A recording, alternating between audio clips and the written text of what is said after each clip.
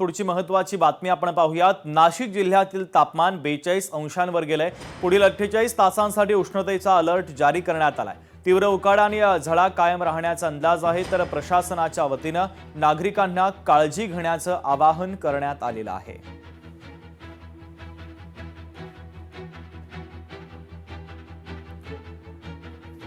वाशीमधील विनंती बदली प्रकरणासंदर्भात एक महत्त्वाची अपडेट आता समोर येते। विनंती बदल्यांवरून आता संशयाचं वातावरण निर्माण झालंय। बदली केलेल्या कर्मचाऱ्यांना शुभेच्छा देतानाचे फोटो आता व्हायरल झाले। पोलीस अधीक्षकांसोबतचे फोटो लोकशाही मराठीच्या हाती लागलेत। विनंती बदल्या नेमक्या कशा करण्यात आल्या याबाबत पोलीस वर्तुळामध्ये आता जोरदार चर्चा सुरू आहे।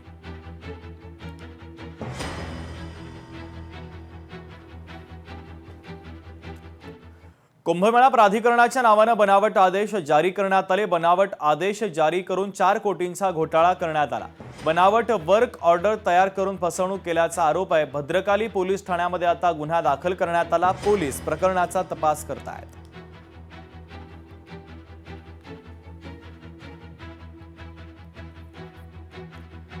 सोलर कृषी ऊर्जा वाहिनी निविदा घोटाळा प्रकरण आर्थिक गुन्हे शाखेच्या वतीनं कोर्टामध्ये सारांश अहवाल सादर करण्यात आला।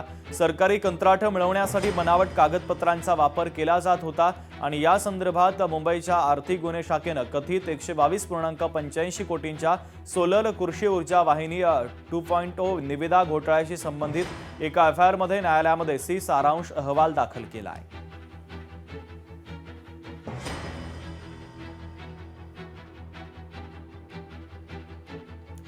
गडचिरोलीमध्ये विमानतळासाठी शेतजमीन देण्यास शेतकऱ्यांचा विरोध आहे। प्राधिकरणाच्या पथकाकडून ड्रोनच्या माध्यमातून सर्वेक्षण केलं जात आहे।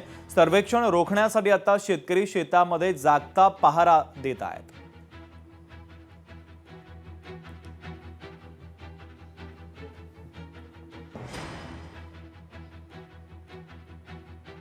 3 दिवसापासून आम्ही इथं संरक्षण रोखण्यासाठी अहोरात्र जीवाची पर्वा न करता किंवा रात्रंदिवस इथं सर्पाचा वगैरे याची पर्वा न करता आम्ही रात्रंदिवस इथं म्हणजे नेहमी फिरत राहतो, जागली करत राहतो।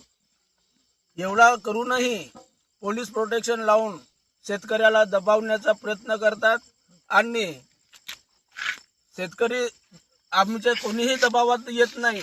एवढा प्रयत्न बंदोबस्त असून पोलीस बंदोबस्त असून सुद्धा आमच्या जिल्ह्याचे आमदार मिलिंद नरोटे अजून दखल सुद्धा घेतले नाही।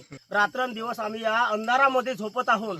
आम्ही स्वतःच्या जीवाचा न विचार करता रात्रंदिवस बघा तुम्ही हे सर्व शेतकरी इकडे आपले सर्व जमले आहेत। हे एवढेच शेतकरी नाही आहेत, इथं फक्त मोजक्यामध्ये शेतकरी जमले आहे आणि इथंच नाही तर त्या नदीच्या पलीकडे सुद्धा आपले शेतकरी जमले आहेत। आम्हाला हेच तुम्हाला सांगायचं आहे त्या आमची शेतकरी स्वतःची जमीन बिलकुल जाऊ देणार नाही। किंवा 70% शेतकरी जर तयार असतील तरच आम्ही अधिग्रहण करू, अन्यथा आम्ही अधिग्रहण करणार नाही। परंतु एकीकडे ते अधिग्रहण करणार नाही म्हणतात आणि दुसरीकडे सर्वेसाठी लोक पाठवतात। ही यांची मात्र बहुत खेताची बाब आहे आणि आम्ही त्यांचं डाव हाणून पाडू।